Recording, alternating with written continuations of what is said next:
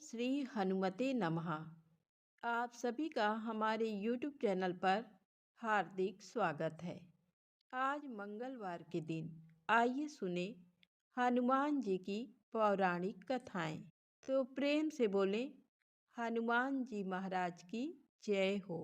एक समय की बात है, एक नगर में एक वृद्धा रहती थी। उसका एक ही पुत्र था। वृद्धा की हनुमान जी पर गहरी आस्था थी। वह प्रत्येक मंगलवार को नियम पूर्वक व्रत रखकर हनुमान जी की आराधना करती थी। एक बार हनुमान जी ने अपनी भक्तिनी उस वृद्ध महिला की श्रद्धा का परीक्षण करने का विचार किया। हनुमान जी साधु का वेश धारण कर वृद्धा के घर गए और पुकारने लगे, है कोई हनुमान भक्त जो हमारी इच्छा पूर्ण करे? आवाज उस वृद्धा के कान में पड़ी।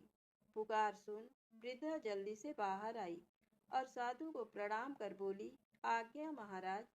हनुमान वेशधारी साधु बोले, मैं भूखा हूँ, भोजन करूँगा, तुम थोड़ी सी जमीन लीप दो। वृद्धा दुविधा में पड़ गई। अंततः हाथ जोड़कर बोली, महाराज, लीपने और मिट्टी खोदने के अतिरिक्त आप कोई दूसरी आज्ञा दें, मैं अवश्य पूर्ण करूँगी। साधु ने 3 बार प्रतिज्ञा कराने के पश्चात कहा, तू अपने बेटे को बुला, मैं उसकी पीठ पर आग जलाकर भोजन बनाऊंगा। ये सुनकर वृद्धा घबरा गई, परंतु वह प्रतिज्ञाबद्ध थी।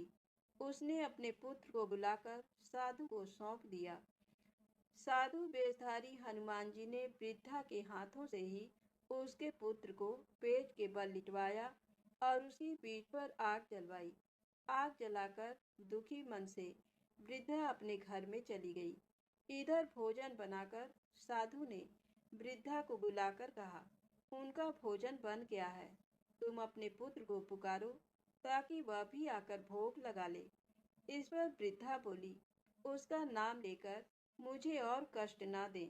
लेकिन जब साधु महाराज नहीं माने तो वृद्धा ने अपने पुत्र को आवाज लगाई। वह अपनी माँ के पास आ गया।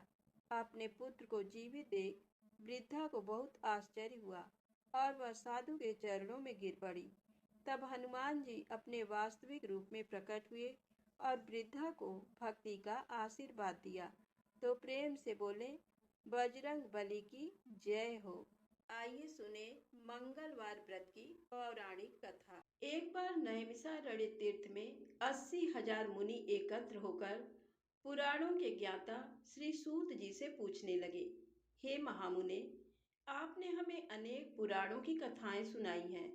अब कृपा करके हमें ऐसा व्रत और कथा बताएं जिसके करने से संतान की प्राप्ति हो तथा मनुष्यों को रोग, शोक, अग्नि, सर्व दुख आदि का भय दूर हो, क्योंकि कलयुग में सभी जीवों की आयु बहुत कम है। फिर इस पर उन्हें रोग, चिंता के कष्ट लगे रहेंगे तो फिर वह श्रीहरि के चरणों में अपना ध्यान कैसे लगा सकेंगे। श्री सूत जी बोले, हे मुनियों, आपने लोक कल्याण के लिए बहुत ही उत्तम बात पूछी है। एक बार युधिष्ठिर ने भगवान श्री कृष्ण से लोक कल्याण के लिए यही प्रश्न किया था। भगवान श्री कृष्ण और युधिष्ठिर का संवाद तुम्हारे सामने कहता हूँ, ध्यान देकर सुनो। एक समय पांडवों की सभा में श्री कृष्ण जी बैठे हुए थे। तब युधिष्ठिर ने भगवान श्री कृष्ण से प्रश्न किया, हे प्रभु नंद नंद गोविंद, आपने मेरे लिए अनेकों कथाएं सुनाई हैं। आज आप कृपा करके ऐसा व्रत या कथा सुनाएं जिसके करने से मनुष्य को रोग, चिंता का भय समाप्त हो और उसको पुत्र की प्राप्ति हो। हे प्रभु, बिना पुत्र के जीवन व्यर्थ है। पुत्र के बिना मनुष्य नरकगामी होता है। पुत्र के बिना मनुष्य पितृ ऋण से छुटकारा नहीं पा सकता और ना ही उसका पुन्नग नामक नरक से उद्धार हो सकता है। अतः पुत्रदायक व्रत बतलाएं। श्री कृष्ण भगवान बोले, हे राजन, मैं एक प्राचीन इतिहास सुनाता हूँ, आप उसे ध्यान पूर्वक सुनो। कुंडलपुर नामक एक नगर था। उसमें नंदा नामक एक ब्राह्मण रहता था। भगवान की कृपा से उसके पास सब कुछ था, फिर भी वह दुखी था। इसका कारण ये था कि ब्राह्मण की स्त्री सुनंदा के कोई संतान न थी। सुनंदा पतिव्रता थी, भक्तिपूर्वक श्री हनुमान जी की आराधना करती थी। मंगलवार के दिन व्रत करके अंत में भोजन बनाकर हनुमान जी को भोग लगाने के बाद स्वयं भोजन करती थी। एक बार मंगलवार के दिन ब्राह्मणी गृह कार्य की अधिकता के कारण हनुमान जी को भोग न लगा सकी, तो इस पर उसे बहुत दुख हुआ। उसने कुछ भी नहीं खाया और अपने मन में प्रण किया कि अब तो अगले मंगलवार को ही हनुमान जी को भोग लगाकर अन्न जल ग्रहण करूंगी।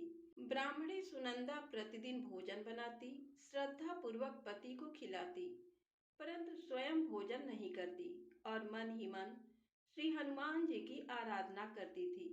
इसी प्रकार 6 दिन गुजर गए और ब्राह्मणी सुनंदा अपने निश्चय के अनुसार भूखी प्यासी निराहार रही।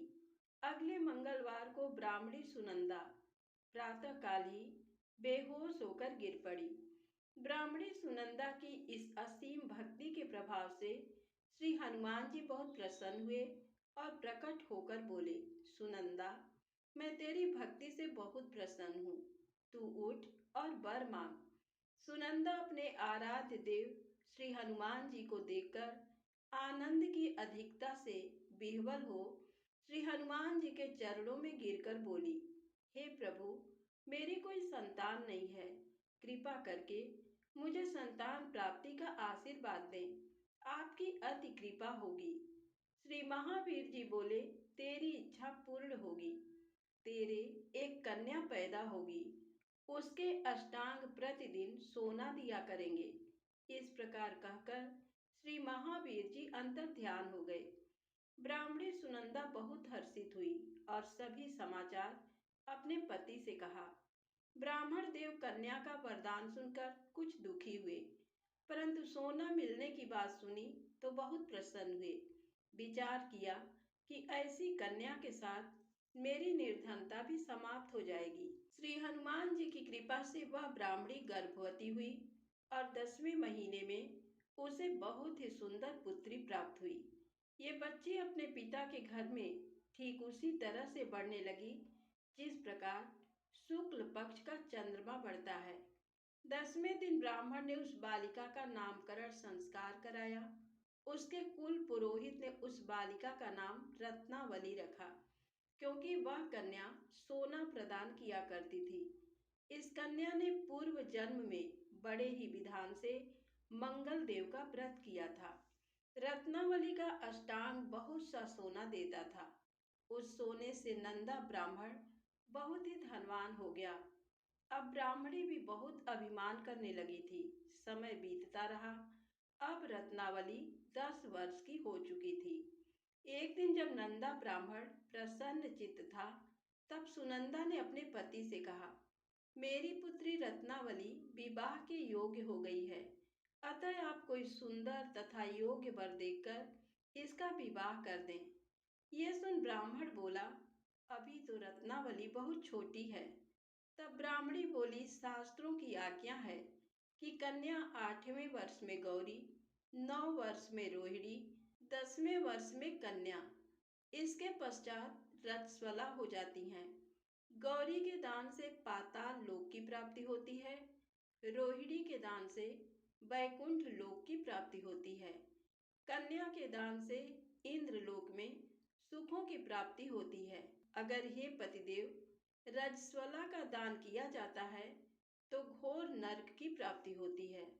इस पर ब्राह्मण बोला, अभी तो रत्नावली मात्र 10 ही वर्ष की है और मैंने तो 16-16 साल की कन्याओं के विवाह कराए हैं, अभी जल्दी क्या है।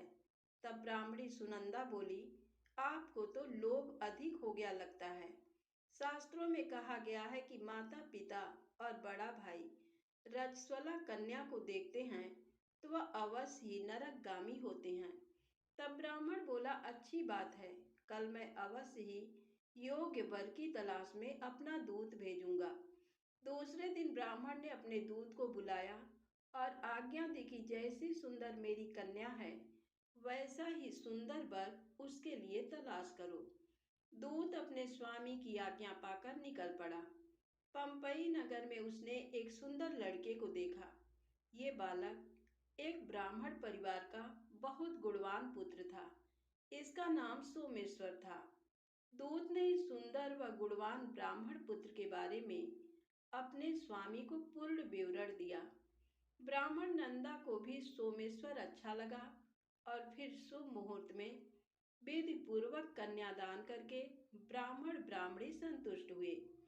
परंतु ब्राह्मण के मन में तो लोभ समाया हुआ था। उसने कन्यादान तो कर दिया था, पर वह बहुत खिन्न भी था। उसने विचार किया कि रत्नावली तो अब चली जाएगी और मुझे इससे जो सोना मिलता था वह अब मिलेगा नहीं। मेरे पास जो धन था कुछ तो इसके विवाह में खर्च हो गया और जो शेष बचा है वह भी कुछ दिनों पश्चात समाप्त हो जाएगा। मैंने तो इसका विवाह करके बहुत बड़ी भूल कर दी है। अब कोई ऐसा उपाय हो कि रत्नावली मेरे घर में ही बनी रहे, अपनी ससुराल ना जावे। लोभ रूपी राक्षस ब्राह्मण के मस्तिष्क पर छाता जा रहा था। रात भर अपनी सैया पर बेचैनी से करवटें बदलते बदलते उसने एक बहुत ही क्रूर निर्णय लिया। उसने विचार किया कि जब रत्नावली को लेकर उसका पति सोमेश्वर अपने घर के लिए जाएगा तो वह मार्ग में छिपकर सोमेश्वर का वध कर देगा और अपनी लड़की को अपने घर ले आवेगा, जिससे नियमित रूप से उसे सोना भी मिलता रहेगा और समाज का कोई मनुष्य उसे दोष भी नहीं दे सकेगा। प्रातः काल हुआ तो नंदा और सुनंदा ने अपने जमाई तथा लड़की को बहुत सारा धन देकर विदा किया। सोमेश्वर अपनी पत्नी रत्नावली को लेकर ससुराल से अपने घर की तरफ चल दिया। ब्राह्मण नंदा महालोभ के वशीभूत हो अपनी मति खो चुका था। पाप पुण्य का उसे विचार न रहा था। अपने भयानक व क्रूर निर्णय को कार्य रूप देने के लिए उसने अपने दूत को मार्ग में अपने जमाई का वध करने के लिए भेज दिया था, ताकि रत्नावली से प्राप्त होने वाला सोना उसे हमेशा मिलता रहे और वो कभी निर्धन ना हो।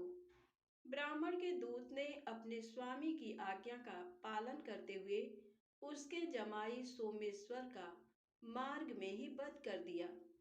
समाचार प्राप्त कर ब्राह्मण नंदा मार्ग में पहुंचा और रुदन करती अपनी पुत्री रत्नावली से बोला, हे पुत्री, मार्ग में लुटेरों ने तेरे पति का वध कर दिया है। भगवान की इच्छा के आगे किसी का कोई बस नहीं चलता है। अब तू घर चल, वहां पर ही रहकर शेष जीवन व्यतीत करना। जो भाग्य में लिखा है वही होगा। अपने पति की अकाल मृत्यु से रत्नावली बहुत दुखी हुई। करुण क्रंदन व रुदन करते हुए अपने पिता से बोली, हे पिताजी, इस संसार में जिस स्त्री का पति नहीं है उसका जीना व्यर्थ है। मैं अपने पति के साथ ही अपने शरीर को जला दूंगी और सती होकर अपने इस जन्म को, माता पिता के नाम को तथा सास ससुर के यश को सार्थक करूंगी। ब्राह्मण नंदा अपनी पुत्री रत्नावली के वचनों को सुनकर बहुत दुखी हुआ। विचार करने लगा, मैंने व्यर्थ ही जमाई वध का पाप अपने सिर लिया। रत्नावली तो उसके पीछे अपने प्राण तक देने को तैयार है। मेरा तो दोनों तरफ से मरण हो गया। धन तो अब मिलेगा नहीं। जमाई वध के पाप के फलस्वरूप यम यातना भी भुगतनी पड़ेगी। ये सोचकर वह बहुत खिन्न हुआ। सोमेश्वर की चिता बनाई गई। रत्नावली सती होने की इच्छा से अपने पति का सिर अपनी गोद में रखकर चिता में बैठ गई। जैसे ही सोमेश्वर की चिता को अग्नि लगाई गई, वैसे ही प्रसन्न हो मंगल देव वहां प्रकट हुए और बोले, हे रत्नावली, मैं तेरी पति भक्ति से बहुत प्रसन्न हूँ, तू वर मांग। रत्नावली ने अपने पति का जीवन दान मांगा। तब मंगल देव बोले, रत्नावली, तेरा पति अजर अमर है, ये महाविद्वान भी होगा और इसके अतिरिक्त तेरी जो इच्छा हो वर मांग। तब रत्नावली बोली, हे ग्रहों के स्वामी, यदि आप मुझ पर प्रसन्न हैं, तो मुझे ये वरदान दीजिए कि जो भी मनुष्य मंगलवार के दिन प्रातःकाल लाल पुष्प, लाल चंदन से पूजा करके आपका स्मरण करे, उसको रोग व्याधि ना हो, स्वजनों का कभी वियोग ना हो, सर्प, अग्नि तथा शत्रुओं का भय ना रहे। जो स्त्री मंगलवार का व्रत करे, वह कभी विधवा ना हो। मंगल देव तथास्तु कहकर अंतर ध्यान हो गए। सोमेश्वर मंगल देव की कृपा से जीवित हो उठा। रत्नावली अपने पति को पुनः प्राप्त कर बहुत प्रसन्न हुई और मंगल देव का व्रत प्रत्येक मंगलवार को करके व्रत राज और मंगल देव की कृपा से इस लोक में सुख ऐश्वर्य को भोगते हुए अंत में अपने पति के साथ स्वर्ग लोक को गई। तो प्रेम से बोले, हनुमान जी महाराज की जय हो, मंगल देव भगवान की जय हो। आइए सुने राम नाम की महिमा। लंकापति रावण के वध के बाद अयोध्यापति प्रभु श्री राम की कीर्ति दूर दूर तक फैल रही थी और वह मर्यादा पुरुषोत्तम कहलाने लगे। तब एक दिन महादेव शिव की इच्छा भी मर्यादा पुरुषोत्तम श्री राम से मिलने की हुई। पार्वती जी को संग लेकर महादेव कैलाश पर्वत से उतरकर अयोध्या नगरी के रास्ते पर चल पड़े। भगवान शिव और माँ पार्वती को अयोध्या आया देखकर राम जी बहुत खुश हुए। माता जानकी ने उनका उचित आदर सत्कार किया और स्वयं भोजन बनाने के लिए रसोई में चली गई। इस बीच भगवान शिव ने श्री राम जी से पूछा, आपके सेवक हनुमान जी दिखाई नहीं पड़ रहे हैं। श्री राम बोले, वे बगीचे में हैं। शिव जी ने श्री राम जी से बगीचे में जाने की अनुमति मांगी और पार्वती जी का हाथ थामकर बगीचे में आ गए। बगीचे की खूबसूरती देखकर उनका मन मोहित हो गया। आम के एक घने वृक्ष के नीचे हनुमान जी दीन दुनिया से बेखबर गहरी नींद में सोए थे। एक लय में खर्राटों से राम नाम की ध्वनि उठ रही थी। चकित होकर शिवजी और माता पार्वती एक दूसरे की ओर देखने लगे। माता पार्वती मुस्कुरा उठी और वृक्ष की डालियों की ओर इशारा किया। राम नाम सुनकर पेड़ की डालियां भी झूमने लगी थीं और इनके बीच से भी राम नाम उच्चारित हो रहा था।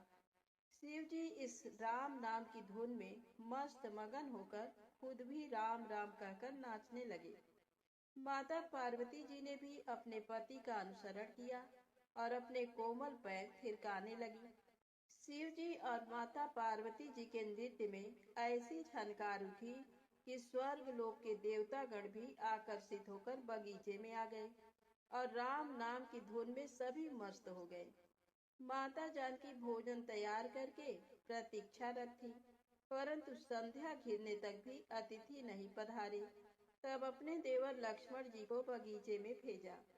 लक्ष्मण जी तो स्वयं को श्री राम का सेवक ही मानते थे, अतः बगीचे में आकर जब उन्होंने धरती पर स्वर्ग का नजारा देखा तो खुद भी राम नाम की धुन में झूम उठे। महल में माता जानकी परेशान हो रही थी कि अभी तक भोजन ग्रहण करने कोई भी क्यों नहीं आया।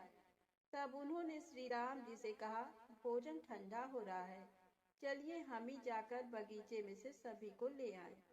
जब राम जी बगीचे में गए तो वहाँ राम नाम की धूम मची हुई थी। हनुमान जी गहरी नींद में सोए हुए थे और उनके खर्राटों से अभी तक राम नाम निकल रहा था। श्री राम भाव विह्वल हो उठे। राम जी ने हनुमान जी को नींद से जगाया और प्रेम से उनकी तरफ निहारने लगे। हनुमान जी प्रभु को आया देख शीघ्रता से उठ खड़े हुए। नृत्य की समा भंग हो गई। शिव जी खुले कंठ से हनुमान जी की राम भक्ति की सराहना करने लगे। हनुमान जी सकुचाए लेकिन मन ही मन खुश हो रहे थे। श्री सिया राम ने भोजन करने का आग्रह भगवान शिव जी से किया। सभी लोग महल में भोजन करने के लिए चल पड़े। माता जानकी भोजन परोसने लगी। हनुमान जी को भी श्री राम जी ने पंक्ति में बैठने का आदेश दिया। हनुमान जी बैठ तो गए, परंतु आदत ऐसी थी कि राम जी के भोजन करने के उपरांत ही सभी लोग भोजन करते थे। आज श्री राम के आदेश से पहले भोजन करना पड़ रहा था। माता जानकी हनुमान जी को भोजन परोसती जा रही थी, पर हनुमान जी का पेट ही नहीं भर रहा था। सीता जी कुछ समय तक तो उन्हें भोजन परोसती रहीं, फिर समझ गईं, इस तरह तो हनुमान जी का पेट नहीं भरेगा। उन्होंने तुलसी के एक पत्ते पर राम नाम लिखा और भोजन के साथ हनुमान जी को परोस दिया। तुलसी पत्र खाते ही हनुमान जी को संतुष्टि मिली और वह भोजन खाकर उठ खड़े हुए। भगवान शिव शंकर ने प्रसन्न होकर हनुमान जी को आशीर्वाद दिया कि आपकी राम भक्ति युगों युगों तक याद की जाएगी और आप संकट मोचन कहलाएंगे। तो प्रेम से बोलें, शंकर जी भगवान की जय हो। संकट मोचन हनुमान जी की जय हो। अब आइए सुने राम नाम महिमा की दूसरी कहानी। महादेव जी को एक बार बिना कारण के किसी को प्रणाम करते देखकर पार्वती जी ने पूछा, आप किसको प्रणाम करते रहते हैं? शिव जी पार्वती जी से कहते हैं कि हे देवी, जो व्यक्ति एक बार राम कहता है उसे मैं 3 बार प्रणाम करता हूँ। पार्वती जी ने एक बार शिव जी से पूछा, आप श्मशान में क्यों जाते हैं और ये चिता की भस्म शरीर पर क्यों लगाते हैं? उसी समय शिव जी पार्वती जी को शमशान ले गए। वहां एक शव अंतिम संस्कार के लिए लाया गया। लोग राम नाम सत्य है कहते हुए शव को ला रहे थे। शिव जी ने कहा कि देखो पार्वती, इस शमशान की ओर जब लोग आते हैं तो राम नाम का स्मरण करते हुए आते हैं और इस शव के निमित्त से कई लोगों के मुख से मेरा अति प्रिय दिव्य राम नाम निकलता है। उसी को सुनने मैं शमशान में आता हूँ और इतने लोगों के मुख से राम नाम का जप करवाने में निमित्त बनने वाले इस शव का मैं सम्मान करता हूँ, प्रणाम करता हूँ और अग्नि में जलने के बाद उसकी भस्म को अपने शरीर पर लगा लेता हूँ। राम नाम बुलवाने वाले के प्रति मुझे अगाध प्रेम रहता है। एक बार शिव जी कैलाश पर पहुँचे और पार्वती जी से भोजन मांगा। पार्वती जी विष्णु सहस्त्र नाम का पाठ कर रही थी। पार्वती जी ने कहा, अभी पाठ पूरा नहीं हुआ, कृपया थोड़ी देर प्रतीक्षा कीजिए। शिव जी ने कहा कि इससे तो समय और श्रम दोनों लगेंगे। संत लोग जिस तरह से सहस्त्र नाम को छोटा कर लेते हैं और नित्य जपते हैं, वैसा उपाय कर लो। पार्वती जी ने पूछा, वो उपाय कैसे करते हैं, मैं सुनना चाहती हूँ। तब शिव जी ने बताया, केवल एक बार राम कह लो, तुम्हें सहस्त्र नाम भगवान के 1000 नाम लेने का फल मिल जाएगा। एक राम नाम 1000 दिव्य नामों के समान है। पार्वती जी ने वैसा ही किया। भगवान बोले, श्री राम राम रामेति रमे रामे मनोरमे सहस्र नाम तत्तुल्यम राम नाम वरानने। ये राम नाम सभी आपदाओं को हरने वाला, सभी संपदाओं को देने वाला दाता है, सारे संसार को विश्राम शांति प्रदान करने वाला है। इसीलिए मैं इसे बार बार प्रणाम करता हूँ। भवसागर के सभी समस्याओं और दुख के बीजों को भूंज के रख देने वाला, समूल नष्ट कर देने वाला, सुख संपत्तियों को अर्जित करने वाला, यमदूतों को भगाने वाला केवल राम नाम का गर्जन जप है। प्रयास पूर्वक स्वयं भी राम नाम जपते रहना चाहिए और दूसरों को भी प्रेरित करके राम नाम जपवाना चाहिए। इससे अपना और दूसरों का तुरंत कल्याण हो जाता है। यही सबसे सुलभ और अचूक उपाय है। इसीलिए हमारे देश में प्रणाम राम राम कहकर किया जाता है। अब आइए सुने बिल्व वृक्ष की महिमा। एक बार नारद जी ने भगवान भोलेनाथ की स्तुति कर पूछा, प्रभु, आपको प्रसन्न करने के लिए सबसे उत्तम और सुलभ साधन क्या है? हे त्रिलोकीनाथ, आप तो निर्विकार और निष्काम हैं। आप सहज ही प्रसन्न हो जाते हैं। फिर भी मेरी जानने की इच्छा है कि आपको क्या प्रिय है। शिव जी बोले, नारद जी, वैसे तो मुझे भक्त के भाव सबसे प्रिय हैं। फिर भी आपने पूछा है तो बताता हूँ। मुझे जल के साथ साथ बिल्व पत्र बहुत प्रिय हैं। जो अखंड बिल्वपत्र मुझे श्रद्धा से अर्पित करते हैं, मैं उन्हें अपने लोक में स्थान देता हूँ। नारद जी भगवान शंकर और माता पार्वती की वंदना कर अपने लोक को चले गए। उनके जाने के पश्चात पार्वती जी ने शिव जी से पूछा, हे प्रभु, मेरी ये जानने की बड़ी उत्कट इच्छा हो रही है कि आपको बिल्वपत्र इतने प्रिय क्यों हैं। कृपा करके मेरी जिज्ञासा शांत करें। शिव जी बोले, हे शिवे, बिल्व के पत्ते मेरी जटा के समान हैं। उसका त्रिपत्र यानी 3 पत्ते ऋग्वेद, यजुर्वेद और सामवेद हैं। शाखाएं समस्त शास्त्र का स्वरूप हैं। बिल्व वृक्ष को आप पृथ्वी का कल्प वृक्ष समझें, जो ब्रह्मा विष्णु शिव स्वरूप हैं। स्वयं महालक्ष्मी ने शैल पर्वत पर बिल्व वृक्ष रूप में जन्म लिया था। ये सुनकर पार्वती जी कौतूहल में पड़ गईं। उन्होंने पूछा, देवी लक्ष्मी ने आखिर बिल्व वृक्ष का रूप क्यों लिया? आप ये कथा विस्तार से कहें। तब भोलेनाथ ने देवी पार्वती को कथा सुनानी शुरू की। हे देवी, सतयुग में ज्योति रूप में मेरे अंश का रामेश्वर लिंग था। ब्रह्मा आदि देवों ने उसका विधिवत पूजन अर्चन किया था। फलतः मेरे अनुग्रह से वाग देवी सबकी प्रिया हो गई। वे भगवान विष्णु को सतत प्रिय हो गई। मेरे प्रभाव से भगवान केशव के मन में वाग देवी के लिए जितनी प्रीति हुई, वह स्वयं लक्ष्मी को नहीं भाई। अतः लक्ष्मी देवी चिंतित और रुष्ट होकर परम उत्तम श्रीशैल पर्वत पर चली गई। वहां उन्होंने मेरे विग्रह की उग्र तपस्या प्रारंभ कर दी। हे परमेश्वरी, कुछ समय बाद महालक्ष्मी जी ने मेरे विग्रह से थोड़ा ऊर्ध्व में एक वृक्ष का रूप धारण कर लिया और अपने पत्र पुष्प द्वारा निरंतर मेरा पूजन करने लगी। इस तरह उन्होंने कोटि वर्ष तक आराधना की। अंततः उन्हें मेरा अनुग्रह प्राप्त हुआ।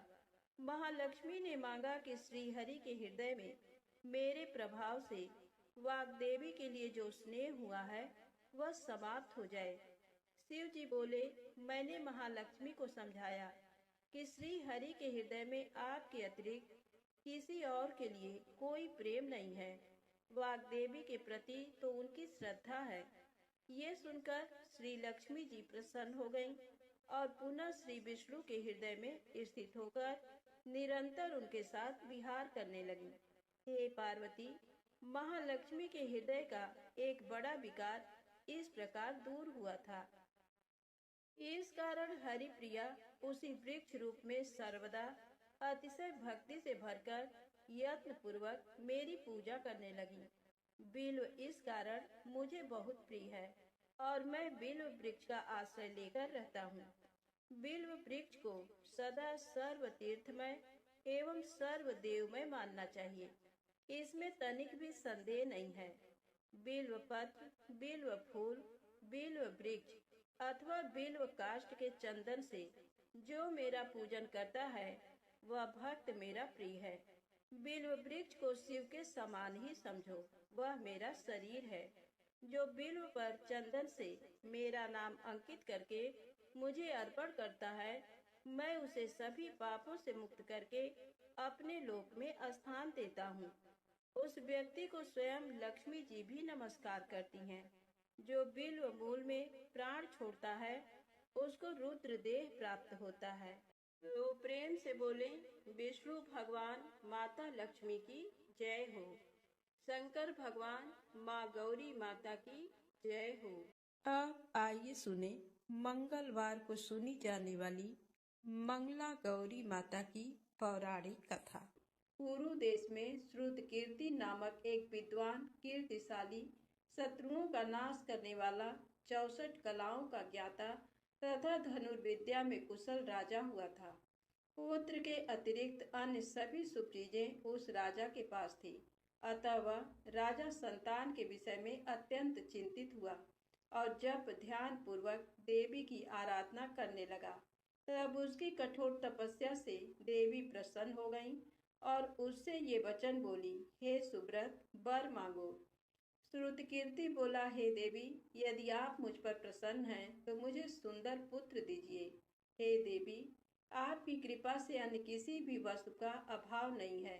उसका ये वचन सुनकर पवित्र मुस्कान वाली देवी ने कहा, हे राजन, तुमने अत्यंत दुर्लभ वर मांगा है, फिर भी कृपा बस मैं तुम्हें अवश्य दूंगी। किंतु हे राजेंद्र, सुनिए, यदि परम गुणी पुत्र चाहते हो तो वह केवल 16 वर्ष तक जीवित रहेगा, और यदि रूप तथा विद्या से विहीन पुत्र चाहते हो तो दीर्घजीवी होगा। देवी का ये वचन सुनकर राजा चिंतित हो उठा और पुनः अपनी पत्नी से परामर्श करके उसने गुणवान तथा सभी शुभ लक्षणों से संपन्न 16 वर्ष की आयु वाला पुत्र मांगा।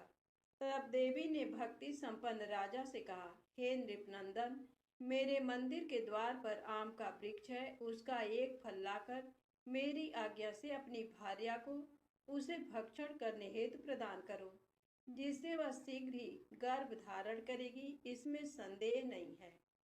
प्रसन्न होकर राजा ने वैसा ही किया और उसकी पत्नी ने गर्भ धारण कर लिया। 10वें महीने में उसने देव तुल्य सुंदर पुत्र को जन्म दिया। तब हर्ष तथा शोक से युक्त राजा ने बालक का जात कर्म आदि संस्कार किया और शिव का स्मरण करते हुए उसका नाम चिरायु रखा। इसके बाद पुत्र के 16 वर्ष के होने पर पत्नी सहित राजा चिंता में पड़ गए और वे विचार करने लगे कि ये पुत्र बड़े कष्ट से प्राप्त हुआ है और मैं इसकी दुखद मृत्यु अपने ही सामने कैसे देख सकूंगा। ऐसा विचार करके राजा ने पुत्र को उसके मामा के साथ काशी भेज दिया। प्रस्थान के समय राजा की पत्नी ने अपने भाई से कहा कि कार्पटिक का वेश धारण करके आप मेरे पुत्र को काशी ले जाइए।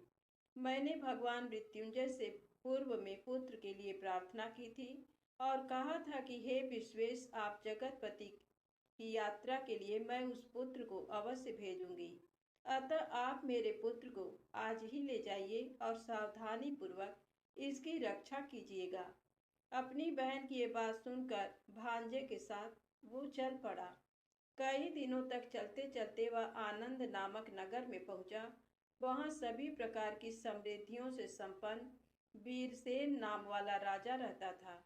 उस राजा की एक सर्व लक्षण संपन्न युवावस्था प्राप्त मनोहर तथा रूप लावण्यमयी मंगला गौरी नामक कन्या थी। सभी उपमानों को तुच्छ करके सौंदर्य अभिवृद्धि को प्राप्त वह कन्या किसी समय सखियों के साथ नगर के उपवन में क्रीड़ा करने के लिए गई हुई थी। उसी समय वह चिरायु तथा उसका मामा वे दोनों भी वहां पहुंच गए और उन कन्याओं को देखने की लालसा से वहीं विश्राम करने लगे। इसी बीच विनोद पूर्वक क्रीड़ा करती हुई उन कन्याओं में से किसी एक ने कुपित होकर राजकुमारी को राणा ये कुवचन कह दिया। तब उस अशुभ वचन को सुनकर राजकुमारी ने कहा, तुम अनुचित बात क्यों बोल रही हो? मेरे कुल में तो इस प्रकार की कोई नहीं है। मंगला गौरी की कृपा से तथा उनके व्रत के प्रभाव से विवाह के समय जिसके सर पर मेरे हाथ से अक्षत पड़ेंगे, हे सखी, वह यदि अल्प आयु वाला होगा तो भी चिरंजीवी हो जाएगा। इसके बाद वह सभी कन्याएं अपने अपने घर चली गईं। उसी दिन राजकुमारी का विवाह था। बाहलीग देश के दृढ़धर्मा नामक राजा के सुकेतु नाम वाले पुत्र के साथ उसका विवाह निश्चित किया गया था। वह सुकेतु विद्याहीन, कुरूप तथा बहरा था। तब सुकेतु के साथ आए हुए उन लोगों ने विचार किया कि इस समय कोई दूसरा श्रेष्ठ वर ले जाना चाहिए और विवाह संपन्न हो जाने के बाद वहां सुकेतु पहुंच जाए।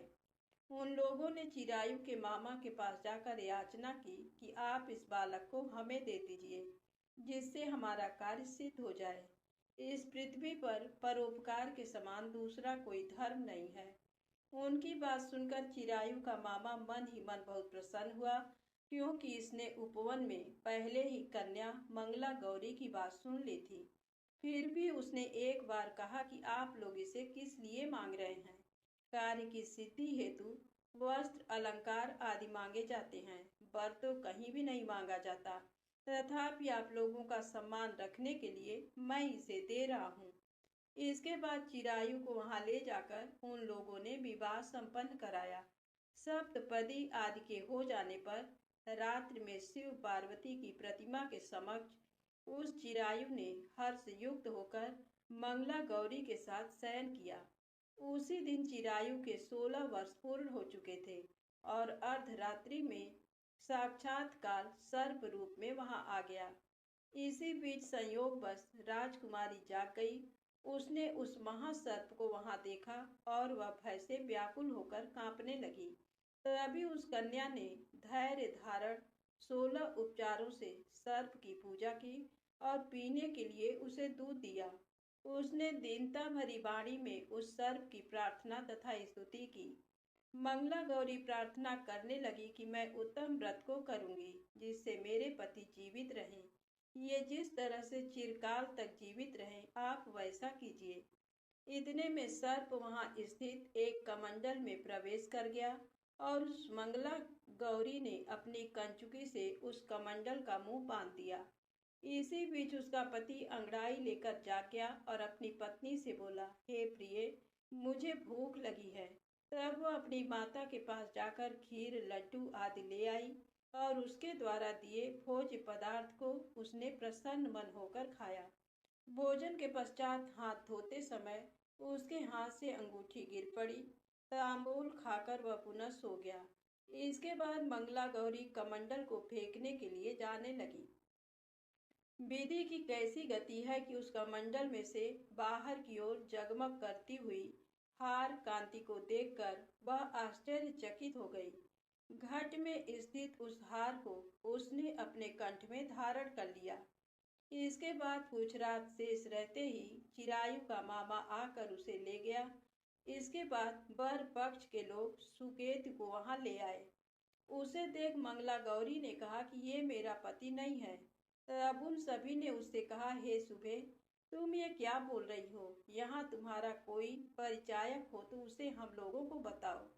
मंगला गौरी बोली, जिसने रात्रि में 9 रत्नों से बनी अंगूठी दी है, उसकी अंगुली में इसे डालकर परिचायक निशानी देख लें। मेरे पति ने रात्रि में मुझे जो हार दिया था, उसके रत्नों का समुदाय कैसा है, इस बात को ये बताएं। ये तो कोई अन्य ही है। इसके अतिरिक्त रात्रि में आम सींचते समय उनका पैर कुमकुम से लिप्त हो गया था। वह मेरी जांघ पर अब भी विद्यमान है। उसे आप लोग शीघ्र देख लें। साथ ही रात में परस्पर भाषण तथा भोजन आदि जो कुछ किया गया था, उसे भी ये बता दें। तब ये निश्चय ही मेरे पति हैं। इस प्रकार उसका वचन सुनकर सभी ठीक है कहने लगे।